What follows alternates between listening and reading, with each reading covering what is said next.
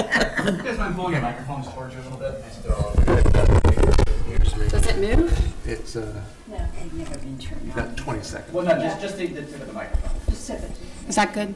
Yeah, it just has to be kind of close to you. Testing. Want to let you know, get over here me saying You always things want to do that. right now. Okay, we're ready. Okay, I'm going to open the meeting, and we will start with the approval of the minutes for the December 20th, 2021 meeting. And did everybody get a chance to read those minutes? Yes. And those that were here, do you have any additions or corrections? Yeah. I'll move to approve the December 20th, 2021 minutes. A second? All those in favor say aye. Aye. Okay. Michelle, are you going to do yours next? Sure. At our January meeting, we appointed Arnie Bell as the election judge for the umpteenth year. He's done it for many, many years. We do have an election this year for 3 council seats, and that will be May 3rd, Tuesday, May 3rd. We also approved the Woods subdivision request to modify the Academy Hills PUD that you all heard last month and had made a favorable request for. They also heard the recommendation to the Critical Area Commission for the use of growth allocation that you also forwarded to them last month, and they approved that. They'll go on now to critical areas for them to have a public hearing on. We also awarded the first contract for some of the work in the Old Town Alley project, so that's going to be moving forward. And then probably more relative to today's meeting, we appointed a committee to look at what we're calling the formula business restriction ordinance, which the committee consists of Doug is on the committee, Joe Curley with the Leonardtown Business Association, he's also a business owner, Christy Hollander from the town council, Charlie Breck, who's on our board of appeals, but he's also a resident and has been on the planning commission before, and Patrick Thomas is our town attorney, and then Jada and myself. And what this is going to be exploring is it's a nationwide conversation, and different cities are looking at to try to protect their downtowns in some areas from chain stores, so it stays more privately owned businesses. As we talked about last month, in zoning, if some business comes forward and meets the zoning category, for in this case commercial downtown, then you can't say, well, I like this business but I don't like this one. You'll be in court faster than anything, and you cannot discriminate against one chain or one type of business over another as long as they meet the criteria. So what this starts to look at is in certain areas, for instance the downtown, you restrict certain types of businesses that maybe have multiple locations, and there's many things to look at. As the committee heard last week when we met for the first time from our attorney, you have to be very, very careful. We've done a lot of research looking at places that have been successful and where things have been taken to court and tried, whether they've been successful in winning those cases. So there's just a lot to think about, and then if you do place these restrictions, there's always, something that wants to come in that everybody loves, but they can't because of these restrictions. So you want to really make sure you think it through and really do your homework, and that it's the right direction for us to go in. So we are exploring that. It's going to take a little while. It's a lot of information, but I think we've heard it a lot that we want to protect the downtown and we want to have our locally owned businesses. But we just really have to do our homework and make sure that we're protected from ending up in court over a situation like this. So just keep that in mind, and we'll be coming back with you with recommendations from this committee as we move forward. We'll be hearing from you all, from the public, and the council will be weighing in on all of that.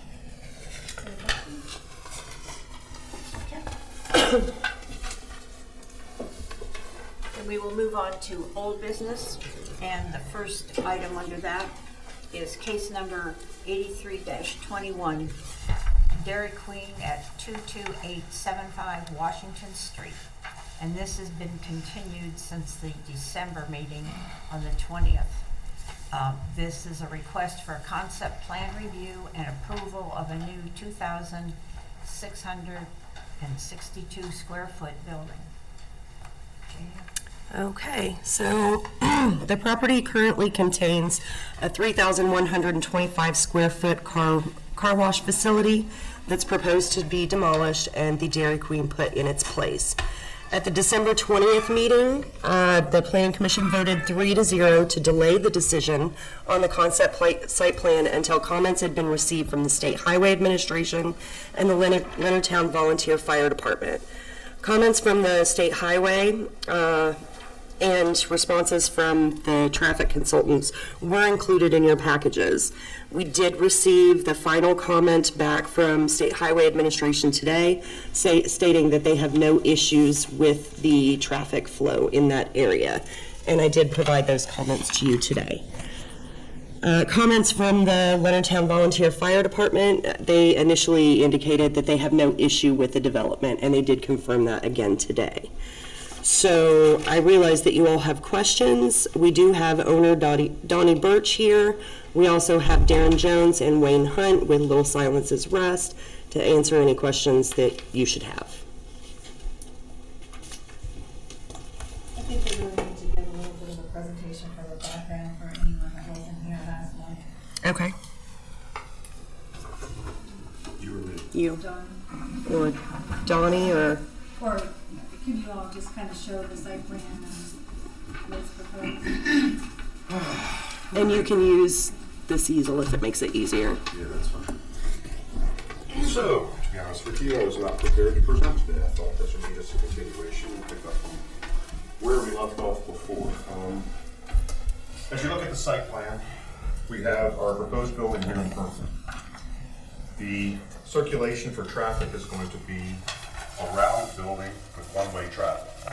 We have added a queue here for, I believe it's 18 seats. And we've done this so that we can better handle the anticipated traffic. This is going to be more drive-through than most businesses. As such, we've also adjusted the parking accordingly.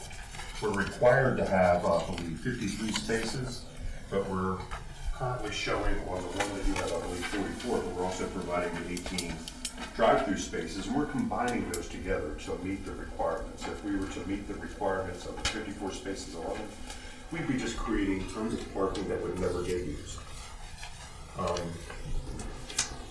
You had asked previously also to have an exhibit that would better show the traffic circulation. I don't know if that was provided in your packets or not, but to at least show the circulation with the neighboring the old Birch Mart gas station to show the flow through there and the entrances. We still also have the access to Lawrence Avenue back here that's going to be extended through the site. That'll be two ways up through and into the site. There will still be two-way traffic across the front of the site as it's doing currently. So we're not going to interrupt the current traffic flow from the gas station.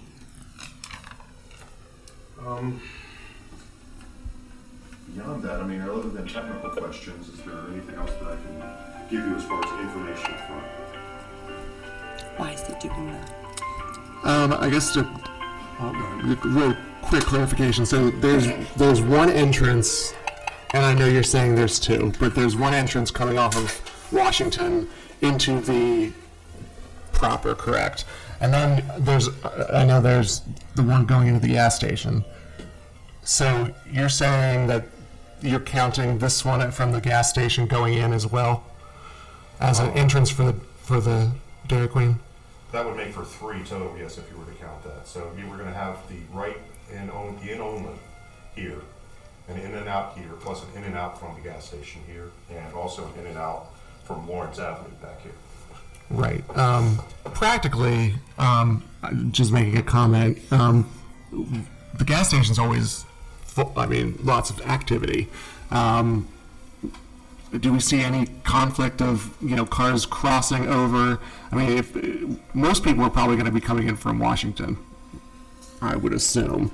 And then cars coming in, if I wanted to go in, but it's backed up, but I wanted to go in from the gas station, that's backed up. I'm assuming that was something that SHA, or at least we had seen, said it was fine. But that was a concern I had, but had you mentioned that or thought of that as well? Can you show me the flow of coming in from the right-hand turn and how they get in line? Yeah. So that's what I'm coming in talking about. off, right in from Washington Avenue? Yes. Would come in and go in here to get in line. And then back out again. Okay. Because I was wondering if they came in from Washington from the left. From Lawrence? Or from here? I think from Making a from left town. from town. From down here. From town? If they come in, they're gonna have to go all the No, way no, around I'm the talking about building. Washington Street. They'd have to He's go. saying from Washington, from town. Yeah, they probably have to use the. Can they do a left-hand turn? No, that's a right in only. He said. So So they you would can't- have to go through the gas station to make the left, Or- like you do now. So for those the- two lanes are only exit lanes. Correct. So there's no way to make a left-hand turn. Okay. from Washington. From Washington. Unless you went into the gas station. You go in the You'd have gas to go into the station and gas then cross station and through. then swing around there. You can't make a left where that I'm sorry, I entrance think is. we're getting a little lost on questions here. I don't think that's accurate what you're saying. Would you, let's No, start what I this want to again. know is, if I'm coming from Leonardtown Square, how do I get into the Dairy Queen? So you're gonna come up here and make a left turn in there. Okay, so you can do that. Oh, so that That's is the both. entrance. I thought it was a right only. You These are said still- earlier it was right only. You said it was a right only, I but meant it right in only from south, or actually, I understand what you mean. I misspoke. Yeah. So, You're yeah, that's telling an me. entrance. Well, see, I wasn't here last month, so I don't, I'm starting So fresh. please, give me Same. all your questions, Same. everything Right. you need to hear about it. Oh, okay, so there will be a right-hand turn lane only from Route 5. Yes, Okay. so this is an enter only, exit only. But you can make the left. That's what we're asking. Yes. Into that. Yes. Right. Okay. All right. Well, I have a couple of things. One, the restriction on 30 cars or more an hour, one of the number that was presented here is 29. Is that just a marvelous coincidence, or how's that number around that, you know? They do their traffic counts, and that is the way it popped up, was at 29. And SHA agreed, so it's, yes, a marvelous coincidence in our favor, I would agree, but the numbers are what they are. And SHA agreed with the numbers and the methodology used to get to 29. My other comment, I was in that meeting that Michelle mentioned, the Formula Business meeting, and that, if we do the work well on that, that will certainly give us some more ammunition to control franchises and chain restaurants, which we don't have now. So I don't think we don't have the basis now to restrict based on them being a chain. What we do have is the ability to affect the architectural look of it, and I think that's really important. This is such a prominent location as you come into Leonardtown, and I know we're not doing that today, but I just wanted to go on record, and I mentioned it again last month also, that the design principles in the downtown plan give some pretty good descriptions of what ought to happen and what ought to be followed, and also the legal basis for us to be able to enforce it. And I'm going to be real interested in that. As I don't think the renderings as we've seen so far are in accordance with the design principles in that downtown plan, in my view.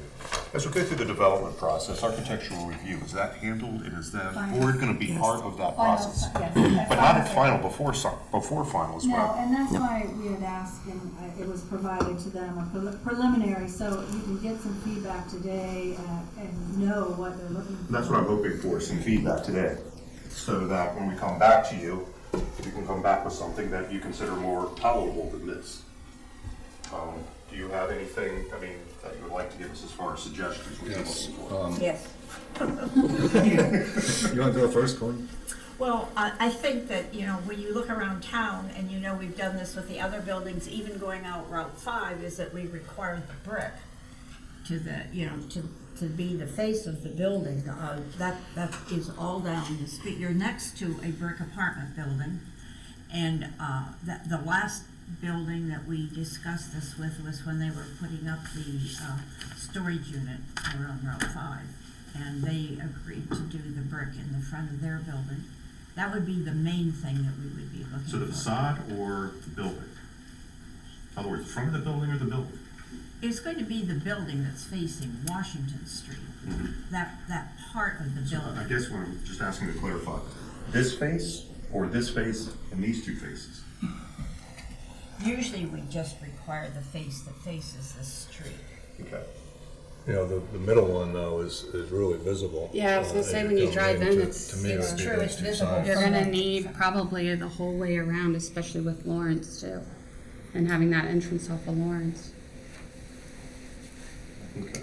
The other thing that struck me in those design principles, there are really four that were kind of appropriate: setback, material, roof form, and signs. The material is the brick, and I think that's really important. The other one is signs. The signs I've shown there are kind of in your face, and I don't think what we're looking for. I think it needs to be more subtle and more, going with the brick architecture, and then I guess subtle is the word I'd use for the signs. I guess I'm going to use Dunkin' Donuts as an example. Yeah, I'm not happy about that as I drive past it, Okay, and subtle is a somewhat vague term, and I don't want to try and hit a moving target. I don't think we feel like you should have a sign that, we don't want you to have something that's not gonna be noticeable, because you do want to draw people in from Route 5, and we Exactly. understand that. But it doesn't have to be just a glaring sign, which, frankly, I was appalled when I found out what Ups had put on that building out there. Because that was an existing building and they didn't have to come past us, but that's a bright sign for nighttime to be out there. I would hope you wouldn't do anything quite like that. So we haven't looked at the signage dimensions at this point. That's a separate permit for that. And I don't know what you have on their calculations, but we do have a sign ordinance. There's limitations to size. We have a downtown ordinance and we have a outside of town or outside of downtown ordinance. And for one thing, the Bell Motor site, previously they had the higher sign, which was grandfathered so that they reused.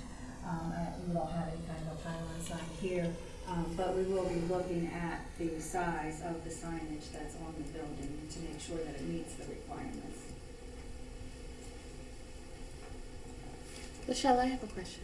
I think you're probably the best one to answer it, and I apologize I wasn't here last month because of my dad. But how do we weigh our comprehensive plan? So in planning and zoning, I guess, couple the comprehensive plan with our zoning regulations, and I feel like they exist to complement one another. Correct? Right.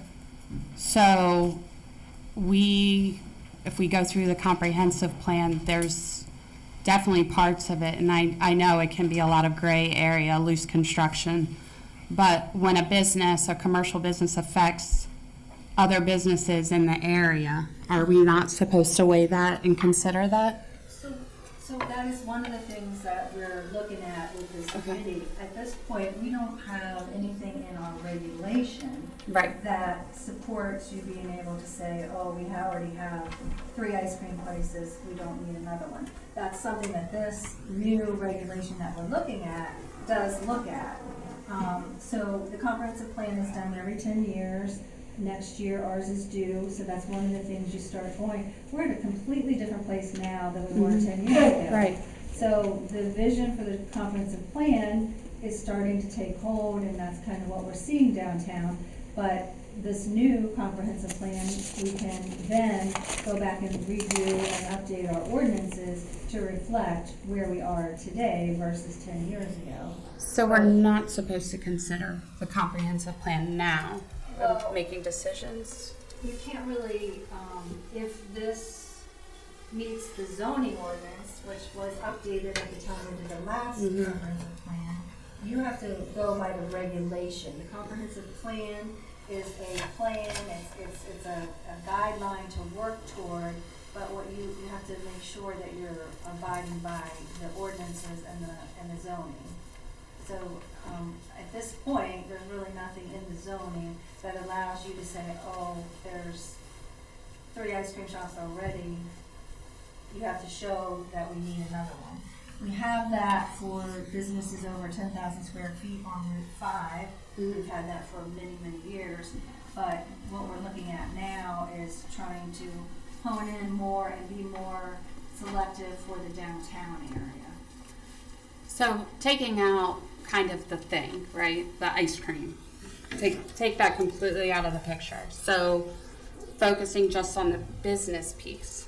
So we're gonna put in a business that's going to affect other small businesses in Leonardtown. Not, I mean, isn't that, where does the comprehensive plan weigh in on those decisions? Is that with the town council then? It is when we redo the comprehensive plan, you start crafting the language and supporting, instituting the regulation that go along with that. Okay. But at this point, we do not, I mean, it's zoning, they meet their commercial. They're separate then. And they are an allowed use, and it does not get into, you know, it's supply and demand, and, you know, I mean, that's kind of the way this country works, and so, I mean, if you don't have the regulation in place, and have already made sure that you have the documentation of why you want to look at criteria like that, then it's not going to hold up in court. You have to make sure you have the groundwork laid before you can make a decision like that, and we don't have that at this point. So understood. So for future then, they won't be standalone documents, right? Correct. They'll complement one another then. Right, so this business, formula business criteria looks at all kinds of things. It looks at, you know, the effects, you know, how many, some places it looks at how many you already have of a certain type of business. I mean, there's so many different aspects to it, so it's part of the process we'll be going through, is what's important and what do we want to make sure we institute within these new guidelines. It's something that's very new, and it's not been tested a lot across the country as far as being able to hold up in court. So we need to make sure we do it right, and it's not in place at this point. And it's really very new across the country that they're being able to do that. No, thank you. I guess I just want to clarify the fire department, with Lawrence being their main way out, they still don't see any issue with potential traffic? I have no issues with the development Because whatsoever. I know a lot of traffic doesn't necessarily go down Lawrence for many reasons. But I can see that happening now, and I don't think I would want to try to leave the Dairy Queen and try to take a left back to my house out of Lawrence. So it's hard enough to get out of there now. So it'll be interesting to see how that goes. I guess a separate issue I could just ask is, what was the impetus for a Dairy Queen instead of another building, knocking it down, building up another building, and then I don't see any issues selling space in Leonardtown these days. I mean, I know a lot of people looking for space in town. So, I mean, I kind of understand why, but what was the impetus? Yes, I can. Donnie, I think you're going to have If you could just, I'm Donnie Burst. I'm just interested. Yeah. We looked at putting another car wash back there, but we wanted to bring maybe a different type of clientele to the town, more family oriented with the Dairy Queen, because we have the one in Charlotte Hall, and it is a much more family oriented clientele that we receive there. With the car wash, you get all mix of type of clientele. And so that's why we wanted to bring something different to the town.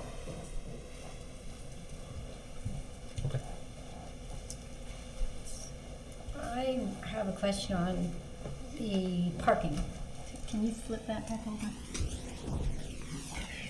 First, I do appreciate that the town and your company and Birch work together to, swap out some stacked parking. Because I think the number I have is 75 to 80% of all the business is gonna be drive-through. Is that correct? I believe. Well, the one that we have in Charlotte Hall is about 73% of the business is drive-through. Okay. Can you talk a little louder? Oh, okay, sorry. So if, let's say 70, well, I have 75 to 80%, so if the total parking spots are 61, 80% of that would need to be stacked. And we have 18, which is kind of upside down. And that's not your fault. But it leads to my question of, and that's something I would like to see the committee work on, turning that up the other way. But for purposes of parking inside, when traffic comes and say you get 19 people stacked, will that 19th car stacked into the parking lot allow somebody to go by to access the other parking? So we did think about that earlier, and we got heads up that might be an issue. So what I've done here, and you don't have a copy of this, but that's what this is right here. I've modified. Oh, okay. You'll notice on yours, there was a green space between the parking here and the existing Birchmark. Yeah. We got rid of that and pushed the parking over Oh, good. to increase the area between the two so that two cars could get through. Okay, so if there's somebody stacked into the blacktop, then a car could pass on the right. So that way, anybody coming from Birchmark could make a right at that, see the first island there? Yeah. If you back up, right there, where your finger is, Yeah. little green island. Yes. Can somebody make a right from Birch and get around that island if there's somebody stacked there? I don't know. Probably not, but it could be done if you thought it was necessary. As a matter of fact, that island can go away. We would like to have it for green space, but if you feel Green that- space is great, but I think if you have that much business that's gonna need to be in line for drive-through, you're gonna want people to be able to Yeah. access the parking spots. Yeah, because I think that was when, like, if you look at the Dunkin' now, I'm assuming you guys looked at that, because right now, all that parking is useless. And then also, anybody trying to get into any of the other businesses can't back out. I just wait, because I'm like, I'm not getting out of there. So I'm assuming that's pretty much what she's looking at. The original design that you've seen, we of course designed to the regulations, and when that was brought up, I thought that was a great idea, and we're gonna go ahead and try and do that, to try and make sure we get, to see that we get two-way traffic up there too, for the instance where 19 is just not enough. Okay, so I think it's important to have the extra stacking area because out there on Washington Street at school time, that can be a real problem. And church on Yeah, on Sundays. Yeah. Well, they're not open in the morning though. If I can update you on that, so, COVID changed everything, and the number of people going through the drive-through now, it's just all over the country, it's changed those patterns. So, I actually met with Duncan and the owner of the shopping center last week, and I think within the next 2 weeks, they'll be making a change that will really help that situation, because we've seen it, and that's why when we met with these guys, we really thought it was more important to have many more stacking spaces for the drive-through than what our ordinance requires, which was done in the, I guess, probably last updated mid-2005, maybe something like that. So it's not part of what this committee will be doing, but it is an amendment that Jada and I will be working on to update that, as will all jurisdictions everywhere, because the code hasn't caught up with the changes in the actual marketplaces. is doing right now. Well, it also helps from the other direction because you just have a short space between there Right. and the traffic light. So just trying to be proactive, we Yeah, decided so I mean, if you being could 5 spaces shorten the short island, I'm for on the that. ordinance, having 13 at more stacking spaces is more important. And if I may, just so that you're all aware, I did put in the staff report, they are required per the ordinance to have 10% of the parking facility to be landscaped. They're exceeding that by almost 1,500 square feet. Yeah, I think. So if you want that island removed, they're still going to meet their landscaping requirements, even with that small island gone or shortened. Yeah, I don't think it's gonna be an issue. We have other areas that we can explore for landscaping if necessary, so it can go. Right. And you have enough outdoor seating, because that's the other thing everybody wants. Where would that be? It's in the front here. That way you don't have to redo your whole parking lot once you get it done. Because if I'm in there and there's a big jam of cars, I'm gonna wanna go around. And maybe I wanna get out the back. So you'll work on facilitating that with our final presentation to you. Okay.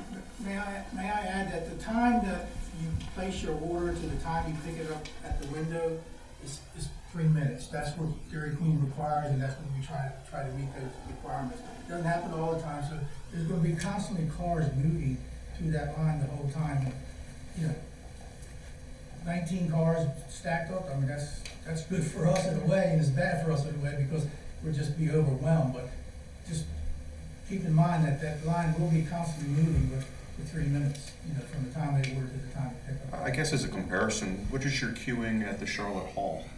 How many spaces can you queue there? Not as many. Not nearly as many as this. 8, maybe 8. And how often does your queue spill out? I'm not there all the time, so, but not that often. Just as a comparison, I think. Yeah, that would be, that's a good question. And that is a very high volume location also. And, it's one of the top ones on the East Coast for Dairy Queen, for that size of store. Okay. Well, do you find that you have a huge number of people which would swell that stacking at lunchtime or not? Or are you more spaced out during the day? You probably get a rush at lunchtime, yes ma'am, and maybe at dinner time also, but it's, you know, it's nothing very, you know, overwhelming to where, you know, where we can't handle it at Charlotte Hall. Because the queuing actually backs up into the parking spots at the Charlotte Hall Dairy Queen, because we just didn't have the room to do it. So you had mentioned multiple concerns for the architectural. Would you address all of those? Yeah, really, it was the two. It was the brick and then the signage. Okay. Or are you gonna ask for a bike rack? Will you have a bike rack? I'm a cyclist too, I'd love to have one. Yeah. So that's not up to me. If you want it to be a Randy, condition, find a spot to put it there, we'll put it there. It's her pet peeve, and we. I don't think they ever put one at the Dairy Queen. Yes, there is. Is there one? I can't see. Yes, there is. And especially since you've got an entrance from Lawrence and all those kids that are back in the Leonard's, absolutely, that's a great, yeah. forgot the name of that Good. Great. development. Leonard's great. Yeah, There's freehold. that's free. Leonard's Oh, Freehold. that's-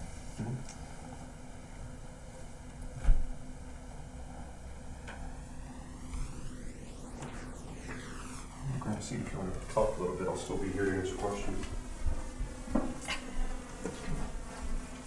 Do you have any other questions? How about, is the phone call? That's for the next. Oh, that's for the next Yeah. one, okay.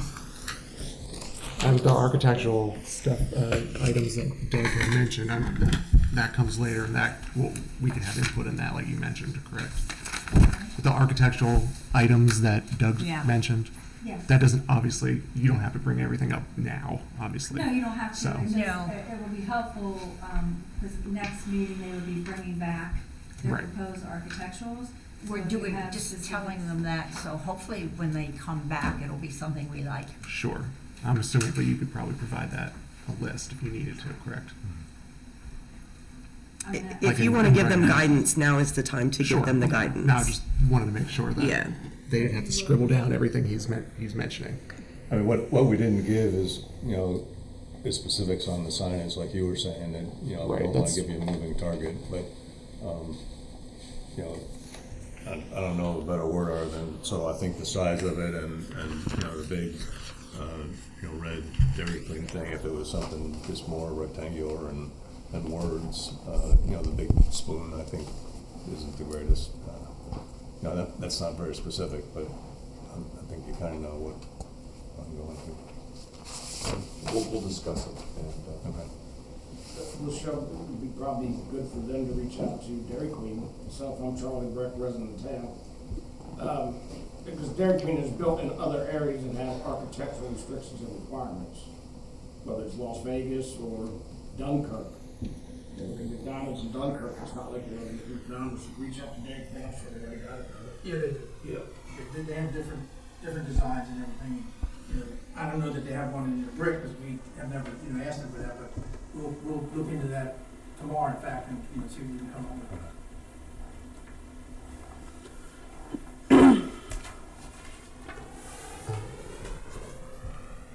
I have a question. How does it work? Because I know we're not a public hearing, but we have a lot of people here. Are It's they, up to Jean how she wants to handle it.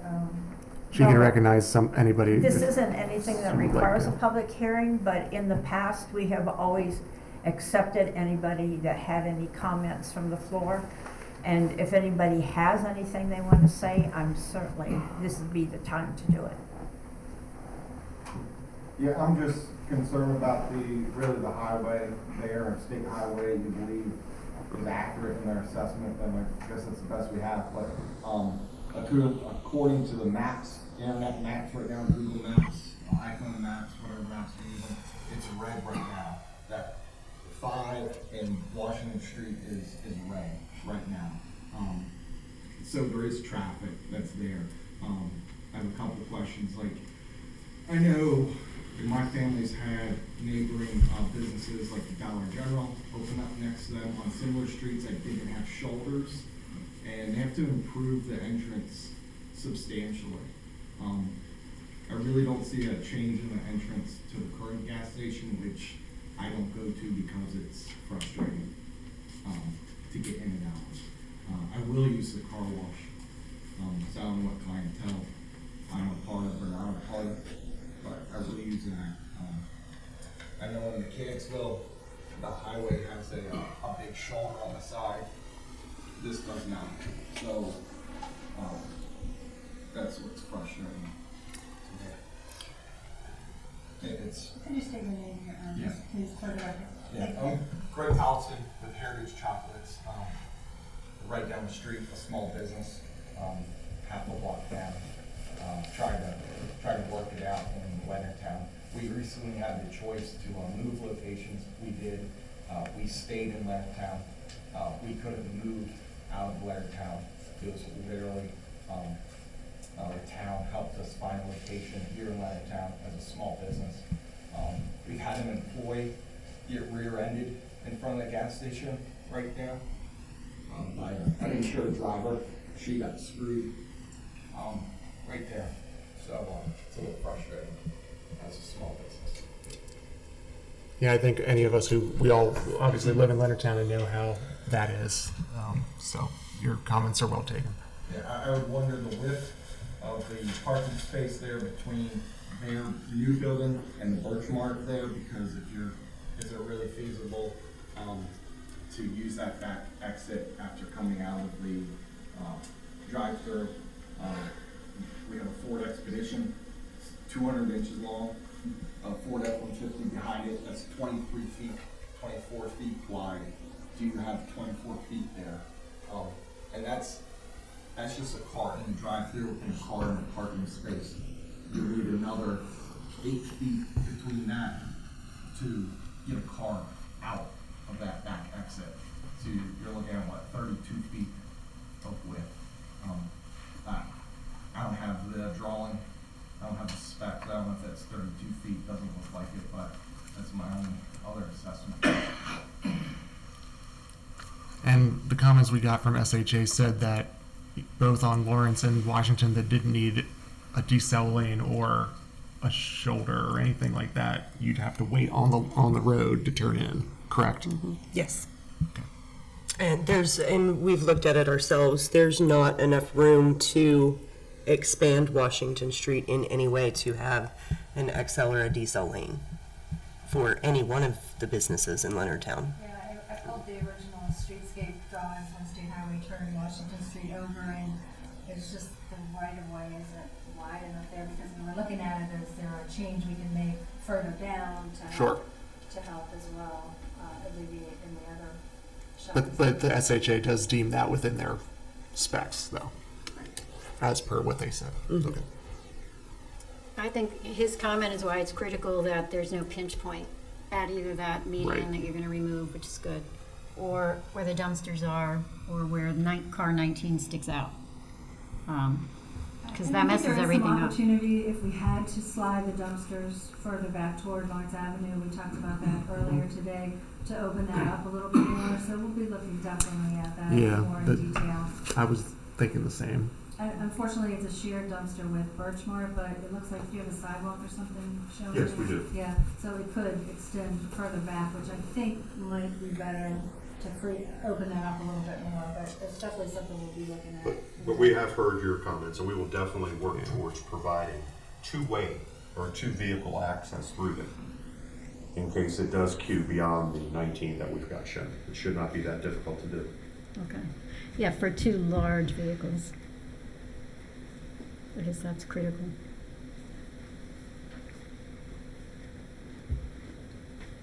Any other questions or comments?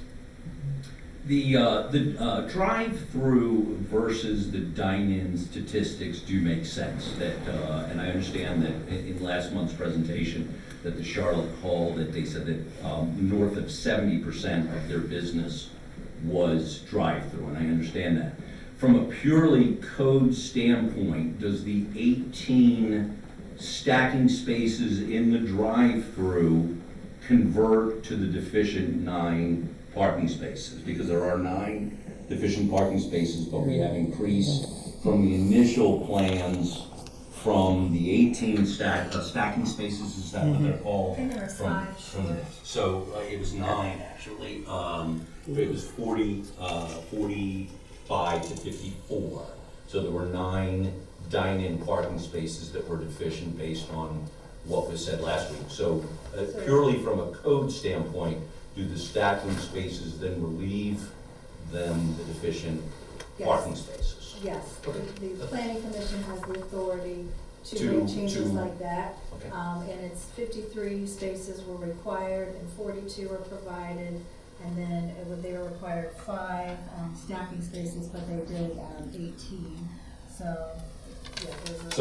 So the stacking spaces do then take away from the deficient. If the planning commission determines, which we have provided them with the statistics on the additional, it's up to 80%, I think it was in Charlotte Hall, for a drive-through. And has that determination been made yet, that approval has been made by That's part of their, as a, That's part what they're of their discussing now. Assessment. okay. Yeah. Thank you. Even though we know who you are, could you state your name for the record? Ken from the Slice House one. Thank you. Thank you. So everybody on TV knows who you are.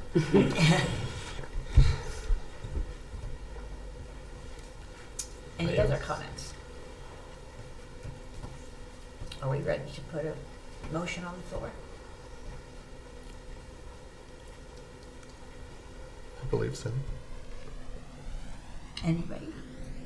I will. I move to approve the request for case number 8321 concept plan for 2662 square foot Dairy Queen. Is there a second? I'll second. Okay. If there's no further discussion, we will take a vote. I think rather than just having a verbal vote, we will do a show of hands. And all those in favor, please raise their hand. And those opposed. And I don't usually vote unless they need to have a vote to break a tie. So the motion has passed. And you have your work cut out for the architectural stuff. Okay, you ready to move on?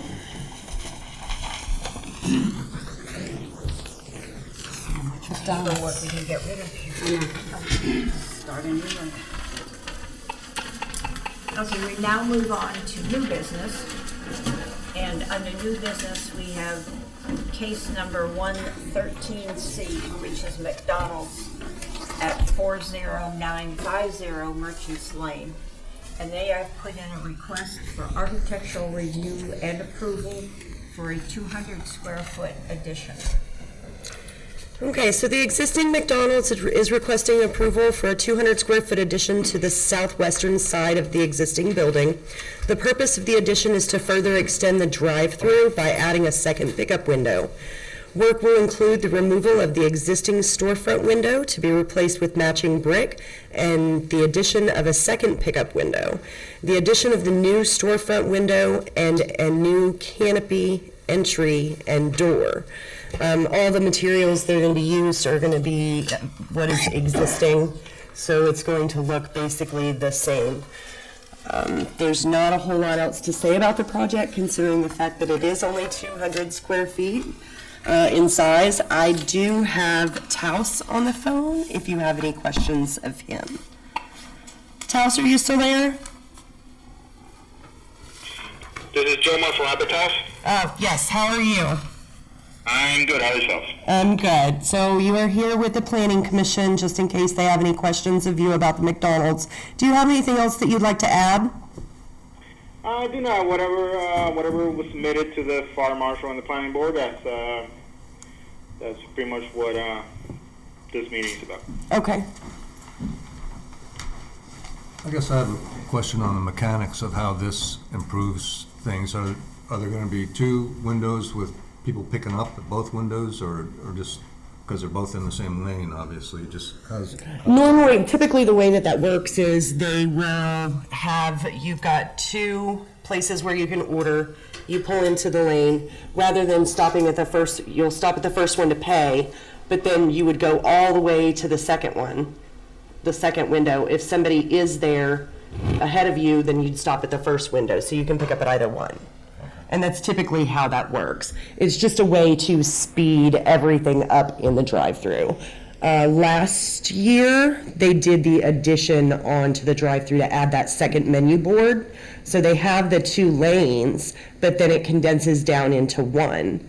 So this is the second part of that project, to be able to add on to the building so that they can get people in and out faster. Okay. Does that make sense? Yeah. Okay. I didn't know if I explained that properly. Yeah, because I've seen other places where they do that. You go all the way to the end unless there's someone in front of you. Yeah. So. Do you have any other questions of me? No. Or of the lovely gentleman on the phone? It's pretty straightforward. Okay. Are they going to close the drive-through? Oh, do you know if they'll be closing the drive-through for the renovation? For the renovation, I would say no more than 2 days, given that we will need to add the addition, and that will need to have some foundation. Okay. So I would say no more than a few days. Okay. All right, thank you. And when they did Wendy's, they said that they weren't going to, but then they ran into an issue. Okay. So they did end up having to close it. It was only for a couple days, though. It was only for a couple days, though. So hopefully it'll be the same in this They case. can have a break from fast food. Okay. You can always get We don't out of really your eat it car. that much anyway. You could get out of your car and walk a few steps too. Yes, good exercise. Any other questions or comments? Are we ready to vote on this issue and make a proposal? I'll make a motion. We recommend case number 1-13C, McDonald's at 40950 Merchants Lane, have a favorable request for on an architectural review and approval for their 200 square foot addition. Second? I'll second. Those in favor say aye. Aye. Those opposed? Okay. Okay, give me just a second. Okay, were you able to hear all that? Okay, good. So they went ahead and they approved the project. I'll be emailing everybody tomorrow with the approvals and telling you how to move forward. All right, thank you so much. Bye-bye. Okay. Okay. Then also under new business, we have case number 100-58, Meadows at Town Run 2, Hollywood, and Dry Dock Lane, request for favorable recommendation to the town council for a planned unit development. Okay, this property is located on the east side of Maryland Route 245 in very close proximity to its intersection with McIntosh Road, and it's better known as the Wilkinson Farm. The southern boundary of the property adjoins the town of Leonardtown municipal limits through the Meadows at Town Run Phase 2. Meadows at Town Run 1, Phase 2. Why is that so difficult, Rodney? Very difficult. The farm was annexed into the town in August of 2015, and per Section 3.4 of the annexation agreement, the applicant agreed to dedicate a parcel of sufficient size to accommodate a well/water tower to the town. It's important to note and reference the plan's cover page, the residential density tabulation table. The developer has condensed the building site to a small percentage of the property, with 75.9% of the property remaining as open space and 66.7% remaining open space when both the Wathen and Wilkinson parcels are combined.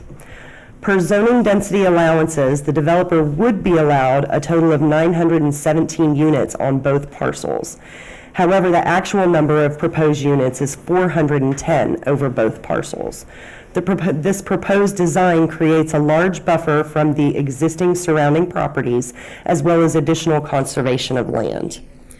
The applicant is proposing 12 single-family units, 147 townhouse units, and 144 apartment units, which will be owned and operated by Quality Built Homes. The apartment buildings, there are 4 of them, 4 separate buildings containing 36 apartments each, as well as the recreational amenities. The amenities will include a clubhouse, swimming pool, gazebo, tennis courts, playground, a recreational field, and then they'll also have the walking path. Please note that the town-owned well/water tower is proposed to be built by the town, not the developer, and that'll be done in Phase 1 to help accommodate the EDUs. Although the site is fairly flat in the central portions of the site, it does slope down sharply to a stream, valley, and floodplain area along the southwestern boundary where the site connects with Meadows at Town Run 1. Due to this slope, a typical roadway cannot be used to connect the 2 subdivisions. Instead, the applicant is proposing a 5-foot wide path with 8-foot wide passing areas to connect the 2 subdivisions and its amenities. This is also to help minimize the environmental impacts to that stream. The applicant has preliminarily what is wrong with me today? Preliminarily looked at water, sewer, traffic, forest conservation, and stormwater management practices. The project has been submitted to Soil Conservation District, Department of Public Works and Transportation, Leonardtown Volunteer Fire Department, and the State Highway Administration for their initial review.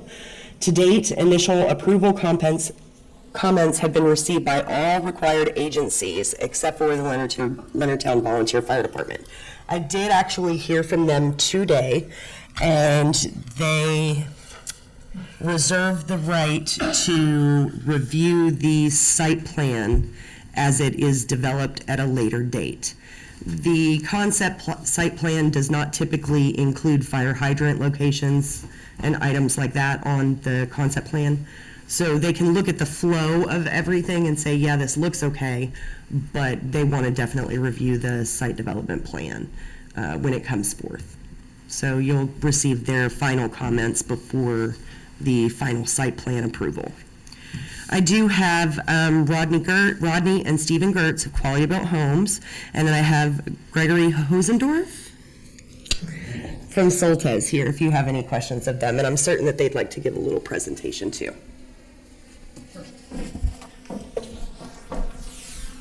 You're very welcome. Ron is very shy. I am. Jumping right there. I know, he might start blushing, right? Well, thank you guys for obviously looking at this, and Katie did a great job with the presentation. She lost one building earlier today, we were laughing about that, that's where the laughing is. They sent it to us. We found it again, so it's all good.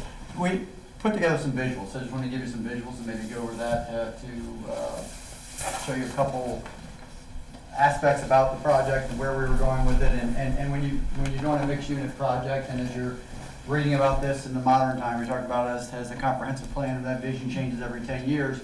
You know, society is changing quickly on even products that, you know, the type of housing that people want to live in, and they do want some more options, and whether it's a townhouse, an apartment, or a single family. And I think when we started talking about this, we had done some layouts, and they're actually here. I've got some layouts that show we did a single family layout, as we've traditionally done within the town, and it basically encompassed the entire property, meaning you leave your 20% open space, but it pretty much looks like it's covered everything. I mean, you have your open space areas, but it really took that in. So, in discussing with the town, we had said that maybe we would go to a tighter density for the environmental side of this, because you have you have your wetland crossings in here, and we were like, well, we won't deal with wetland crossings, so we weren't coming in asking for more density. You know, we had 310 single families drawn on it, and then we came back and said, well, we can put that density into a tighter form. It's better for the environment. It's everything that meets the smart growth requirements. And then when you start reading more about the current, social, basically the backdrop of what supports the housing in towns and this and that. It's talking about this bringing to everything I read is funny because I think of Leonardtown, because it talks about the vibrancy and the downtown area, and how people love to see a family walking and going to their local favorite coffee shop, and they love to see just the social interaction. And it really comes with people being around an incredible spot that I always applaud everybody in Leonardtown that's part of Leonardtown and part of creating what's already here with this downtown area, and just the events and the constant things that go on that just make Leonardtown one of those vibrant communities. Because it's one of those vibrant towns. It's a rare thing, and there's probably 4 or 5 in the state that I would consider that even were in the same realm of Leonardtown. And it's just when you go there, it's crazy. You can't even explain it. You don't know what happened, but you just feel it. It's just a really, really great sense of community and a great feeling. So we started designing it in that thought, and saving this amount of property with the road crossings that weren't gonna. The first thing you do when you go to state highway for MDE for a wetland crossing. It's called avoidance and minimization. That means if you can enter another way than go over that wetland, you're not coming. So it's pretty much, we did go through the process, had some initial conversations with them so we could validate that. And so that's in this area. So the road connectivity wasn't there, but yet we've been involved with the towns from Leonard's Grant on, and know how important the connectivity of Leonardtown and this downtown and how you get people there. And for the biking community here, that to envision getting on a bike, I envision this person getting on a bike and one day riding all the way through, connecting on this path, which connects us to Meadows, which goes across. You do have to get across 245 to connect back into the Leonard Grant Parkway, which then takes you down to Clark's Rest, and now you got to go across Route 5. And we originally envisioned some kind of bridge over Route 5, like a pedestrian bridge. And that's what we envisioned. I've been asking for it. Years ago, we were talking about that pedestrian bridge we get across 5. So whether that ever comes to that crossing, but then you're in the Tudor Hall and how that's going to connect to the rest of Leonardtown. You can see a kind of 4 or 5 mile, bike ride or a hike or a walk or whatever that could really, and then you end up in town and do what you do. So obviously it's amazing being blessed to be part of this whole process.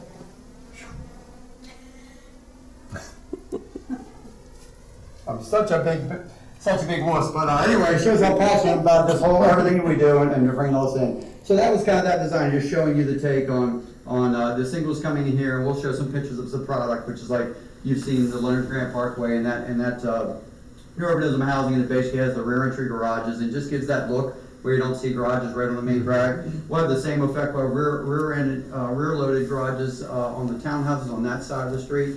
On that main parkway, we're creating a parkway like what was in Leonard's Grant, so it's that parkway where it's actually coming in with the and Meadowstown Run, where you have just a great access. Some of those meadows we didn't quite have the area, the room to do the islands and the dual lane and all. And here we do, so we'll be carrying that same kind of streetscape coming in, which we love. I think the magnolias are off the table. I love magnolias, but I think that's, I think we'll have to go with a different tree, somewhere in the middle here, but we're excited about what we'll come up with there. This area here, there's 4 apartment buildings that are in the kind of the center of the project, which then also tie into the rec center, so the walking, everything's really close and walking for the neighbors within the community.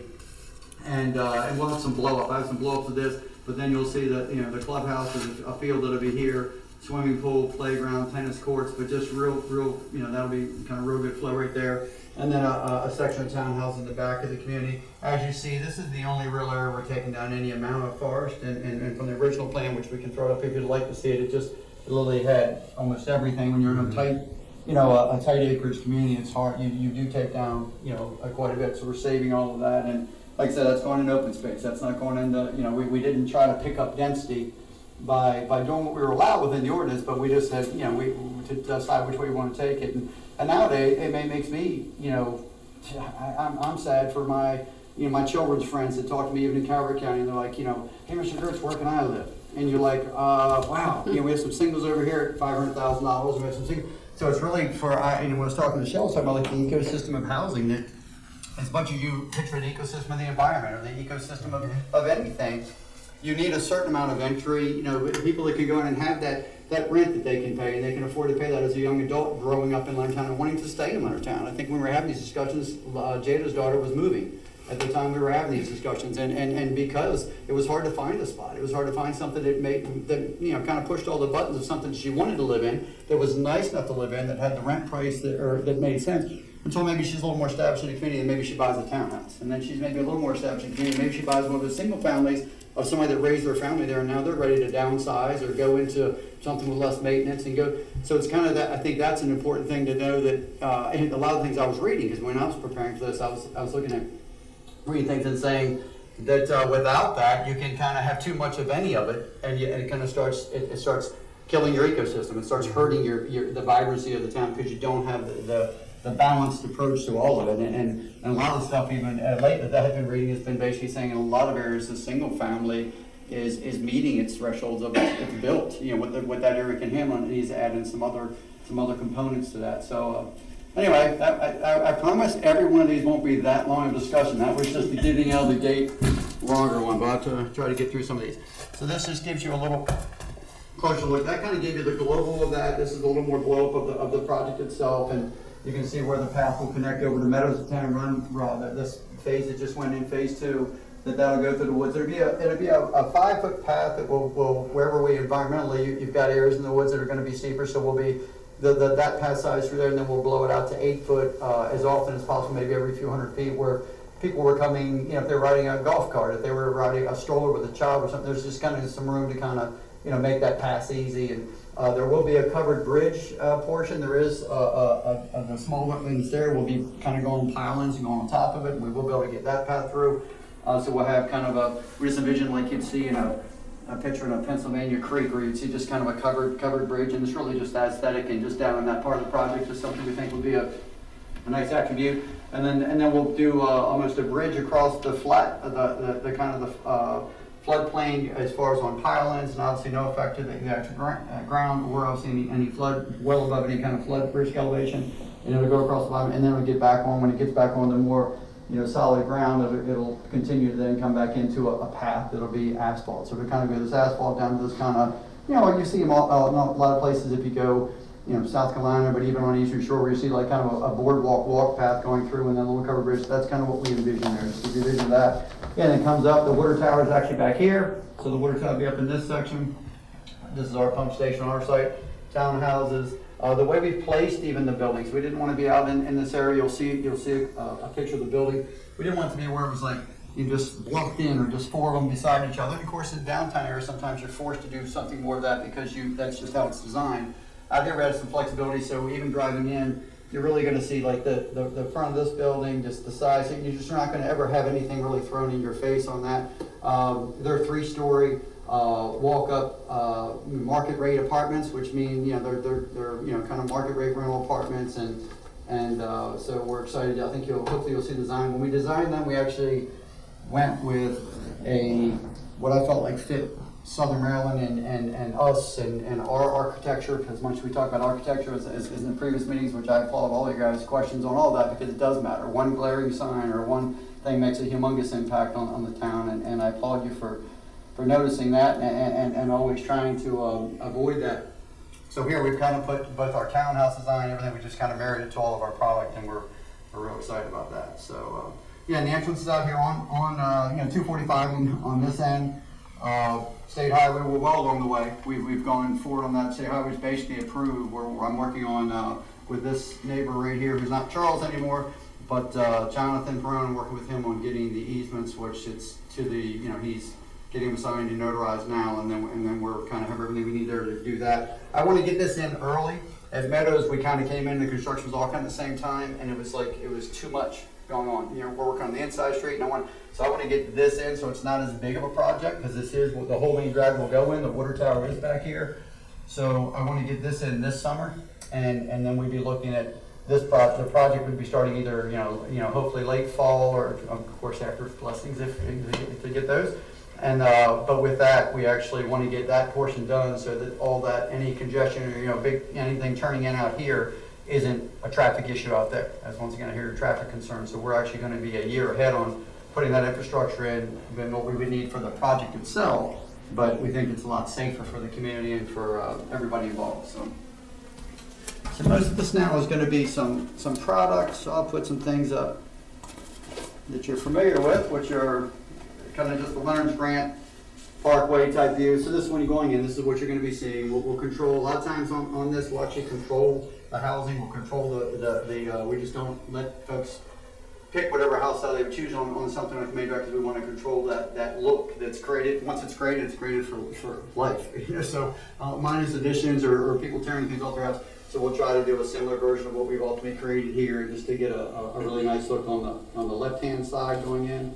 On the right-hand side, we'll have some townhouse product, which we've designed to meet ours, and so this is going to be on areas that get the garages in front, which won't be on the main drag. This is what you're going to see on the main drag. So it's going to be 2-story. It's a rear load garage, and the garage is actually a level below. So we've got the grade. So we're working the grade so we get that. So that's when you're driving down the main drag, you would see a combination of this, this on one side of the street, and that on the other side of the street. So my problem with these projects, I get so excited about them that I want to see them done so fast, and I can't wait to get them done, and all of a sudden they're done, and I want something else to do. So it's always it's a very much a catch-22.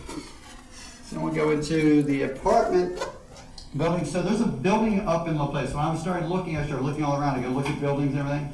So there's a building up in La Plata that we modeled the exterior look, and there's porches on every unit and on the corners, and it's got the brick component of Leonardtown and that feel that we talk about, and it's it's got, this is kind of as you're coming, the rec center's over here, which I'll give you some better photos on that.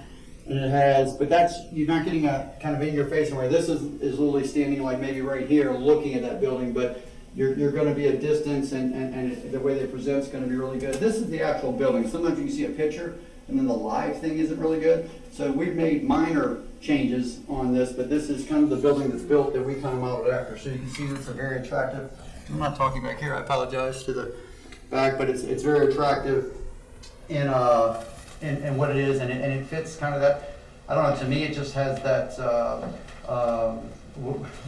kind of a traditional feel of Leonardtown. So you're looking at, houses we've driven, and we worked so hard on that on all the architecture we've done, and including the houses that are in here. So that's the other housing component of that. And then you've got the rec center.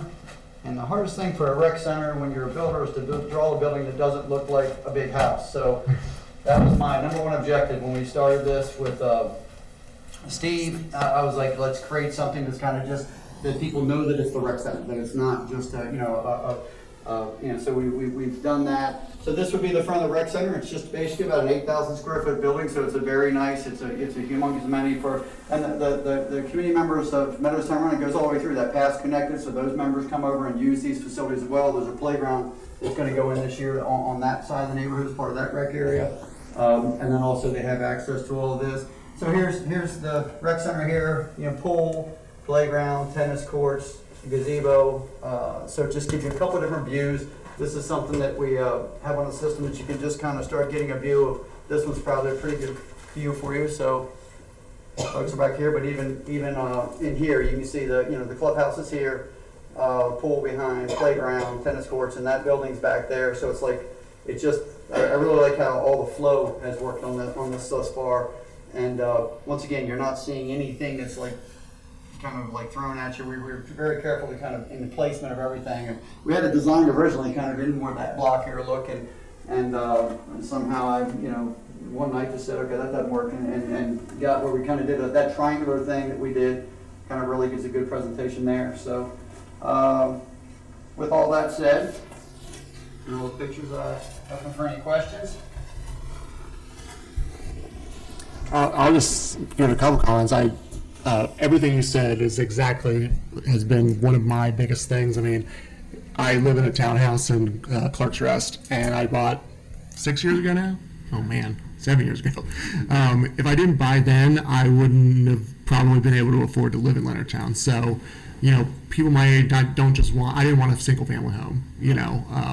The townhouse, yes, but it would have been great to have a lot of like the apartments that you have, and higher density is definitely your way it's going, and I really appreciate that you're doing that and not just spreading it out, not only for the environmental aspects but also for the open space and the buffer and everything. So and then the connectivity to the rest of town obviously is huge, and I think all of us would agree with that. So everything you've said I think is right up the alley of what the town's future is going to be for. So I appreciate your comments on that. Well, thank you. Yeah, I have something that actually, if you don't mind, I'm going to grab one thing real quick. You just read a little blurb, and it's funny because just to reiterate what it says, give the people what they want. Change is hard, but keeping towns and communities vibrant and active means always looking towards the next generation. As architects and planners who work across the country, we talk a lot about, we talk to a lot of community members. They often tell us that they want their town to keep its character, local restaurants and shoppable Main Street. Lots of people watching, families walking together, friends running into each other, and favorite coffee shop, as I said earlier. Green open space for events and activities. The details may differ, but the essence of what people say they want is a town of social spark, a sense of place, and community. I won't bore you with the rest of it, but it does say, although increased housing density, especially vertical density, may make some worry the community's character may be compromised, it's often the best and most sustainable way to make sure the shops, green spaces, events, and restaurants have enough people to support them. Yep. So this is just a little simple article, but there's hundreds of these right now, and it talks about just to that point, and that's kind of where really this was all driven from. I've been primarily a single-family builder for most of our careers, and we've done another product, but it was like it just kind of came on this project. It was like the right, kind of as Michelle said, as time evolves, every 10 years on a comprehensive plan can seem quite different. So and that is something St. Mary's County needs, is more affordable housing, and affordable not meaning in a derogatory term. Absolutely. Like Jada's daughter, for example. I want to live in a nice town, I want to live in a nice place, but not all of us work on base to make that much money. Exactly right. And unfortunately, that's why so many have left. I work in tourism, so for the county, so this has been one of the biggest things in drawing that demographic here.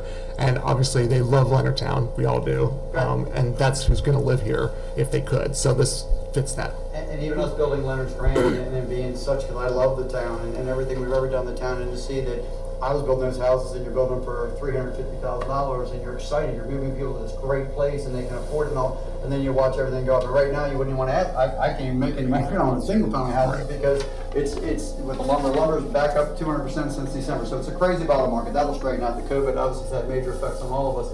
And but it's just the costs that keep creeping up, they don't come back down. So then that young person trying to get started and all just is out. And I know we were talking about it with Jada that day. We were literally on Meadowstown Run, discussing Meadowstown Run on another project, and we started talking about all this, and it led to, her daughter was, getting ready to move to Charlotte or wherever. Salisbury. Salisbury, yeah. And and you already had one in, I thought there was somebody Tennessee. Tennessee, okay. So it was like, so I'm watching her heart break while I'm talking to her, and you're going, wow, can you keep people here? And my kids, friends coming to me and we don't have these options either in Calvert County, and it was like, well, you can create communities now that really kind of keep that great, this is part in my mind of keeping that great sense of place that Leonardtown's got that's very, very rare. And it helps with the sustaining that with keeping all segments of the society. You know, the young people that don't know what to do yet, they're not married, they don't know, they've got to afford a place on their own. They can afford that two-bedroom apartment, share it with a friend, but they can't afford buying, you know, it's hard to even buy a townhouse, it's hard to buy a single, and then they evolve from there, and then they eventually buy that. So, yeah, we're excited about it, and for us, it's amazing for us.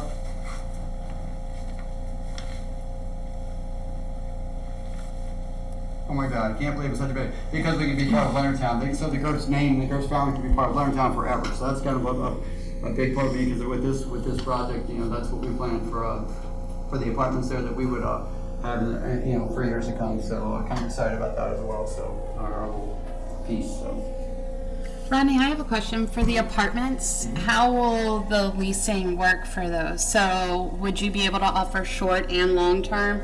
Just because I know, I mean, Jay's right back there. How hard of a time did you have finding a place to rent between houses, right? So it's significant. People are selling their houses so quickly, but then if they're building, it's taking a little while longer, right? Because there's a lot of catch up and there's a huge demand for that. And not just that, just flexibility in general is what people are looking for now. Absolutely. I think, you know, so we'll be managing it ourselves in the sense that you have management company options and we can look from that, but we really plan on evolving, like one of the personnel from my office that's been with me forever, and we plan on involving her that eventually be, you know, it'll be whether QBH is manager, whether her's managing, and Steve, who's my nephew, and Sarah was my ex-sister-in-law, but still we're very, very close to that. But, so those are the two that we look at as QBH evolves, and even as we slow down a little bit, the QBH 2.0, as we call it, will be driven by them. That's Dale's son, by the way. Yeah. So they are. I know your dad will. But so that, you know, that's what we see, and they're very excited. And they are intentions basically that it's something that we will create that flexibility. I like having the control of that. You know, that's why with the management side, I don't want to give it to somebody that would then tell me how to take care of that facility. You know, so we really plan on having I plan on having in-house control one way or the other, whatever can be done there, and then yeah, whatever the market's calling for. If it's unfortunately if things are full with long-term rental, that's a great problem to have. But then you don't have as much of that short-term. But we might even keep some units just for that. You know, there is a need for a short-term rental that you might even charge a little more, but in short-term it's just for that purpose. That would help. Which again, it helps the town. It helps. You know. Everything evolved here, you know, so that's what I was kind of hinting at. Yeah. We're open-minded to everything like that. So I mean, absolutely, if there was a certain amount of units that just got held to kind of a short term and went from there, and it would be, because it doesn't take much. It's just whoever can't find that 3-month, that 2-month spot. If you have you know 6 of those, it'd make a big difference. And then when people can't find it, when they go to find it, that problem exists everywhere right now. You know, nobody can find a rental period, and then short term is just, you know, nobody even talks to them. I mean, we have several people that are buying houses from us, and I mean, they can't even, it's horrible, they can't find anything, because if somebody can tell them they don't have a year-long lease, because they pick from all those year-longs, they won't want to talk to them, so.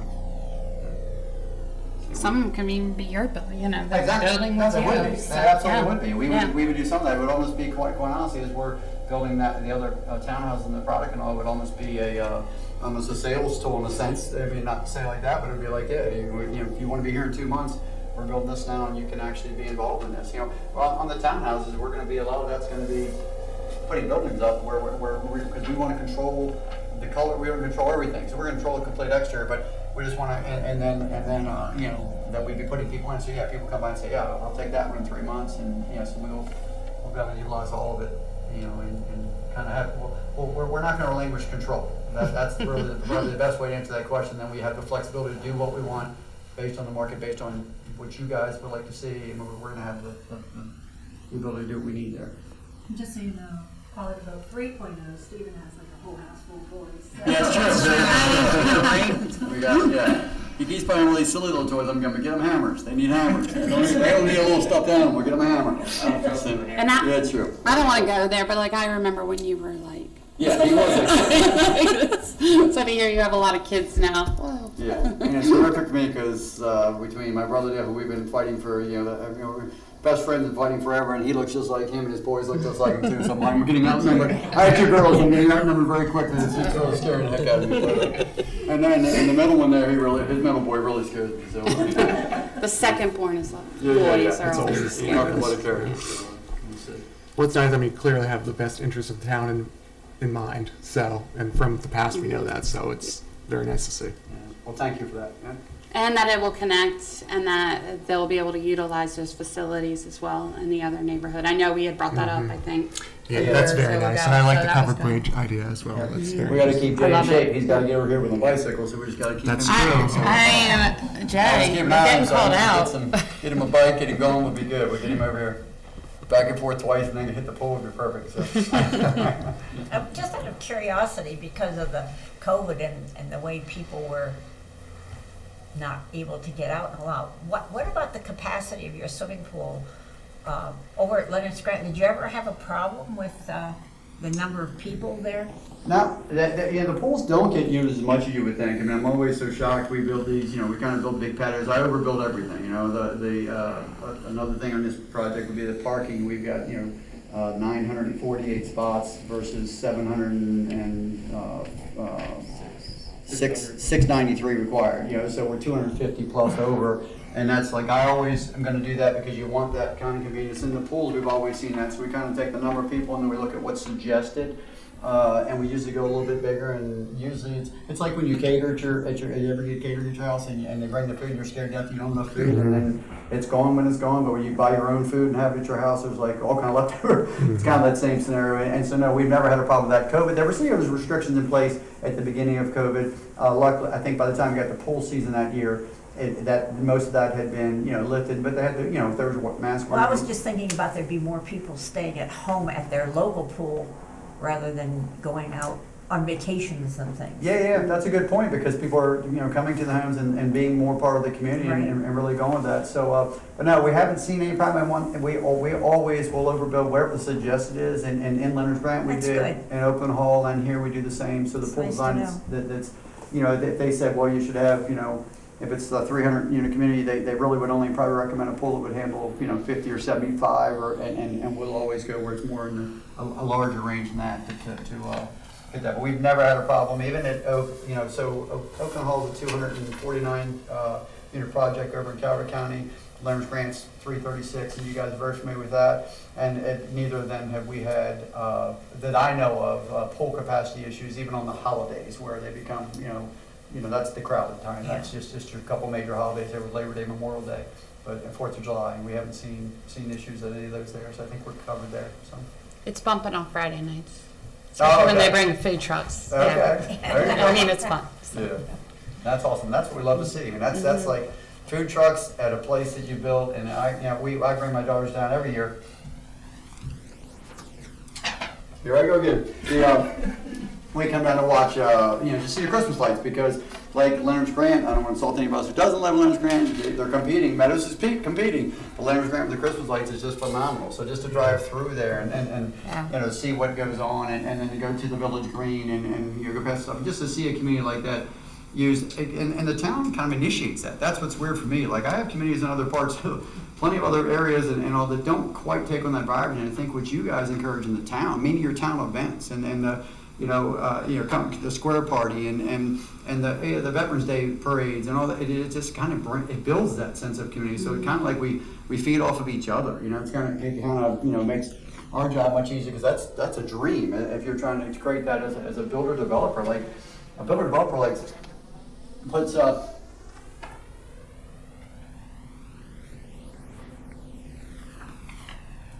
I have no idea what the heck's wrong with me tonight, but anyway, a builder developer puts up bricks and sticks, and we build houses, and we call them homes, and then people buy them. But then until you get people that buy with a J or wherever, and then you get that sense of community. Like, we can't create that. We can build it. We can develop it well, that it helps go there. But it takes kind of that. It's got to come together, and that's why we love Leonardtown, because it's seamless, and we make a very strong effort on our end to create that community.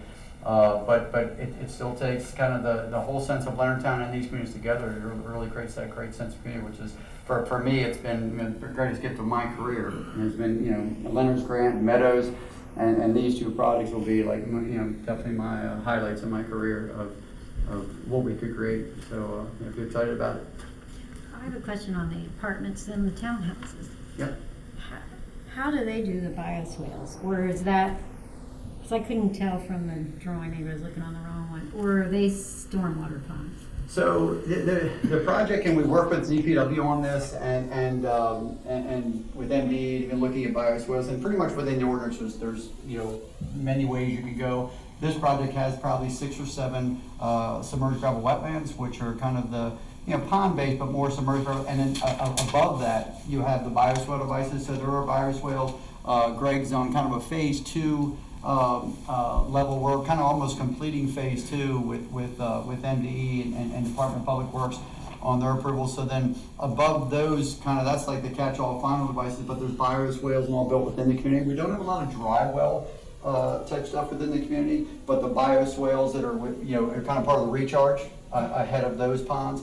And then the submerged gravel wetlands are also designed, they're designed to be dry ponds, so they just basically go in, but it does, you know, it's got filter underneath, media filter that takes the water. So yeah, we're I think in great shape there with DPW and MD, as far as they're happy to see what we're doing on the site and how we're handling that. And it deals with soil types as far as, you know, this property didn't perk, and that's when we got annexed in originally, because it was perking, it was spotty perking. So we actually came back in and we started talking about, you know, Wathans became available, and we ended up kind of connecting to make this project and make it part of the town, instead of even looking at bringing, you know, anybody, not just us, bringing the water lines over from 245 and then maybe having control of what we get built, not controlling the density. And so that was a big part of it originally. And in that, with those soils, we had a lot of data from that, and then we redid additional data. And so we get all of the different devices that you use per the storm management reg kind of depend on the soil originally as well. So with not having real sandy, permeable soils, the recharge too much rate there wasn't, you know, it could present problems. So we kind of spread that out. But yeah, so you have the, you know, kind of 6 or 7 ponds that are not even that, you know, large, it's spread throughout the community, and then recharge points along the way in more of handling a bioswale, you know, in some. So like an apartment dweller, no, because you guys are managing those, so if there is a swale there, that's, you guys would do that. But for the townhouses, are you managing those, or would the? No, they'll be for sale, so all the townhouses will be sold and be privately owned, and the single families will be privately owned, and just the apartments will be left in. So they wouldn't have bioswales out front, like in Meadows Run. How are those going? Yeah, so the bioswales, you always have the problem where just with clippings or anything that it could seize up or clog up, so we're constantly, we work with that, and that was one of the reasons with this, we went to a slightly different mindset. That was early when the regs came out, and we were being more kind of driven that way by you know, MDE, and MDE sees that can present a lot of problems. They can, you know, you got to be careful of that. So I think they kind of started looking at which we always said we should have been able to. I would have gone a different route from Meadows time around. We were kind of forced in that route. Right, I remember that. And so with that now, they're saying, look, the ordinance is a broad group of things you can choose from, and I've said, you know, the developer and builder should have the sense of what they can choose from, because we kind of know the land, and if you're good at what you do, then you understand what soil type it is, and you did do your soils test, and you know what works and what doesn't. So we had, I think St. Mary's County, even with DPW, they were a little more open-minded now to saying, yeah, if you're within the guidelines, if you're within the ordinances, and you're handling it, and you're doing your post and your pre and your post, you know, readings, and you're getting it, and just, you know, I mean, the new regs are, as we know, are very, you know, control a lot. You control, you know, so there is very little, you know, storm management issues anymore. Those swales in the front or concerned, but they also have drain underneath. So they not only do they drain through, they also have it's almost like there's 2 drain systems in Meadows Town Run. Not only do they have to the manage bioswales. it, so it's a little bit reliant on the homeowner to Right. manage their water. This will be more with the pond. It's more of an HOA taking over that. So it's probably a little safer on the management side of that. You know, did you always control that better? It's a better. Especially if it's flat, because. Yeah. Well, it's flat. So you know, it's flat where we're building, but it very much. I mean, that's one of the reasons we came to this too. When we were drawing topo over here, this is and this is a lot of relief here, and you have relief down here. So it's actually, you just got flat here. Of course, this is rolling, moving back here. But, so this is really, so everything's going to release. I mean, there's a pond out front here for the state highway. There's a small, you know, you got the device here, there'll be a device here, there'll be a device here. And they're spread throughout the community. So it gets there real easy. It's not really difficult to get the water there. So, and it does flush off easily. So it's not a, you know, a very wide, flat, you know, type situation. So we really have no concerns on this management, but we're confident with that. So. especially with most of that still being forested, it will be nice as well to help control a lot of that. Yeah. Anything else? Madam Chair, are you taking questions from the floor? Sure. Gordon Stowaway, Leonardtown. You said that the town is paying for the water tower? Yeah, the town, we had left the property for the water tower, so the property, they're not paying anything for the property. The property is donated as part of an agreement with this project that we were getting that. We will build the well, we were putting in the well and the water tower that we need for the rest of development. And the sewer capacities?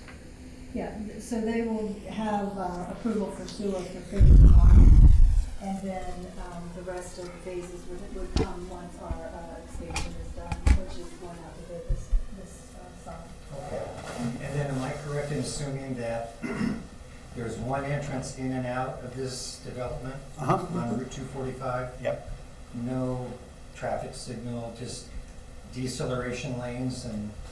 Yeah, and that's to the final stage of SHA as far as the traffic studies that get provided there, and they actually have no issue there. D-cell, XL lanes, so we actually improve our intersection, we actually widen it there, we actually put in a left only, so when you're coming down, so it expands, that's why I was working with that neighbor on some of the easements. Right before you get there, it expands where it puts a left-hand turn lane coming in, so we're not gonna back up traffic in that direction, and then you get a D-cell coming in to make your right-hand turn into the community. But east, west, north, I should know, but coming, yeah. So, but with that one lane, you're gonna get a left-hand turn lane into the community, so that you're not gonna have traffic stacking there. And of course, all the study takes that into effect as far as they count cars per hour and whether we need to stack 6 or 7 cars making the left hand. Yeah.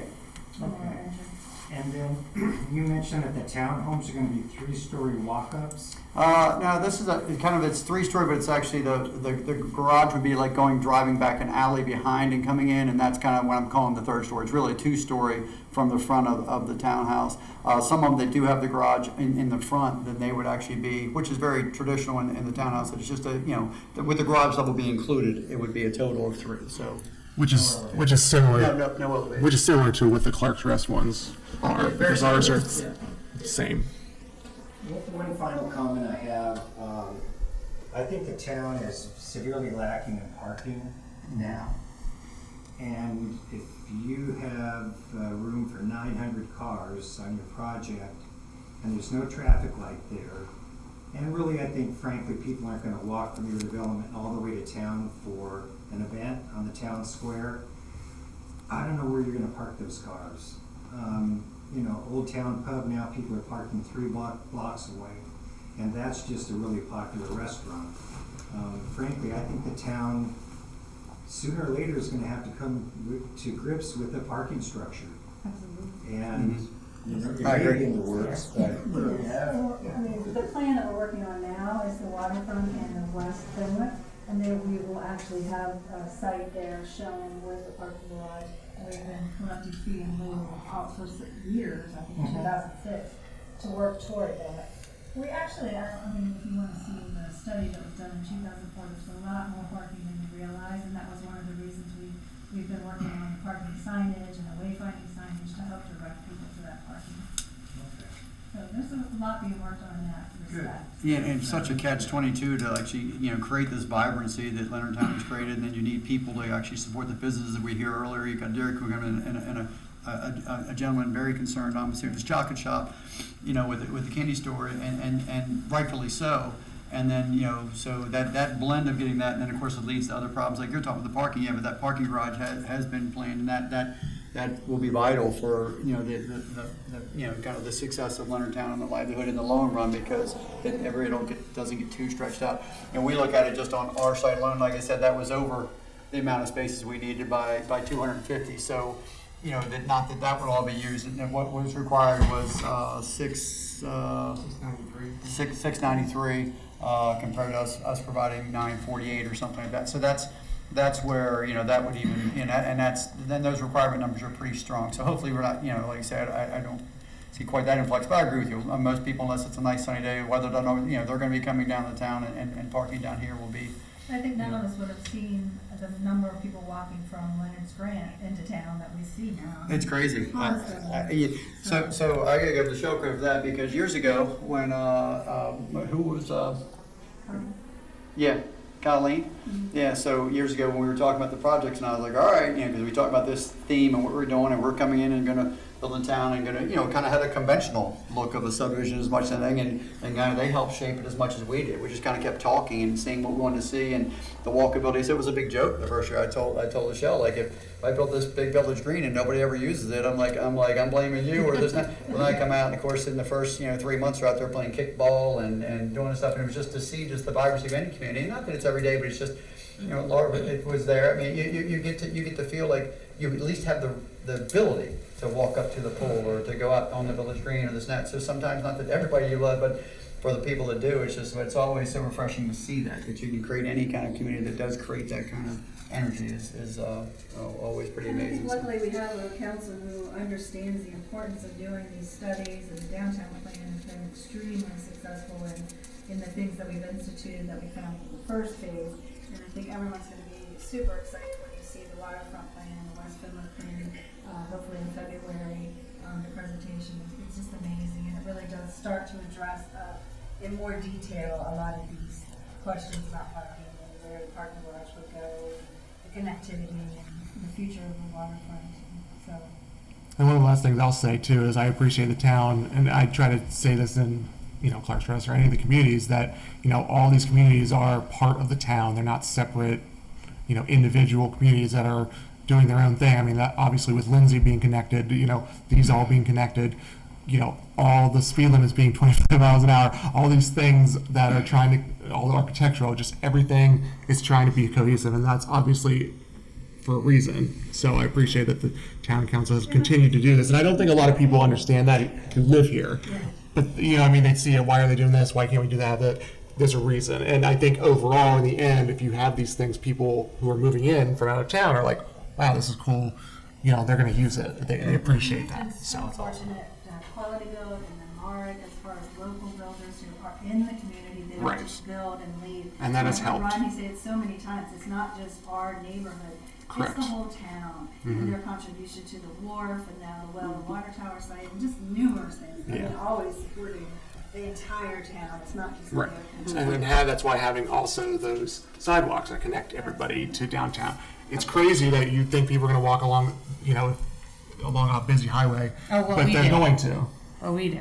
Well, if there's nice sidewalks and a big buffer, people are going to do that because they want to get down to the little town.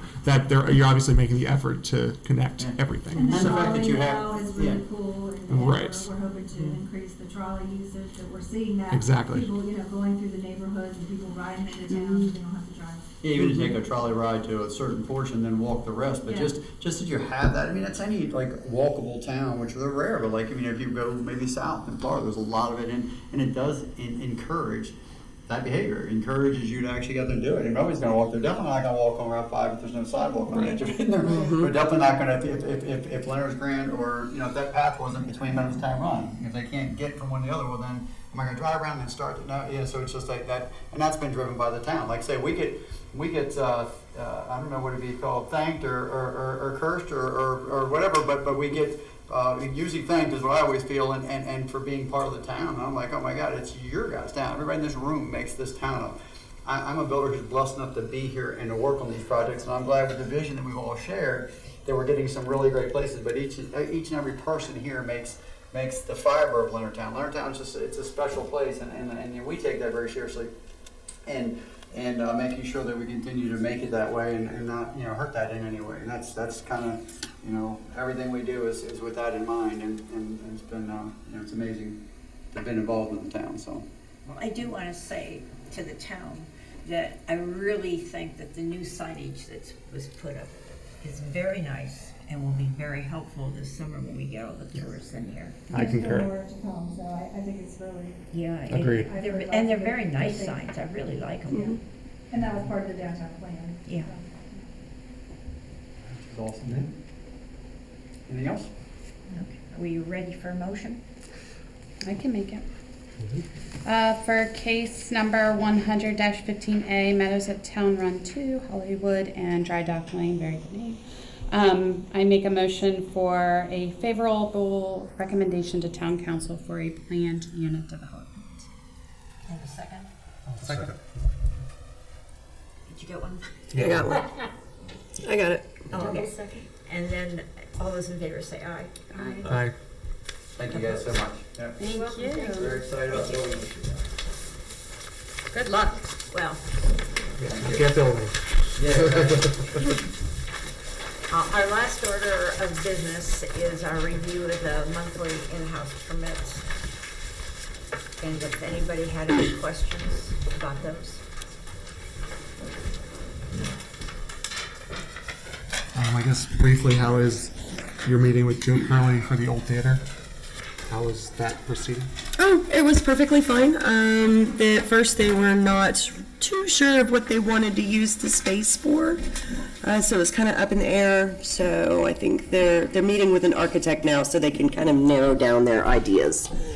So we should see some kind of interior plans coming from them soon. That's exciting. Yeah. Yeah, it's been a long time coming. It'll be nice. Yeah, we're getting rid of some of the old buildings in Leonardtown, mainly all those ones that were back on Lawrence.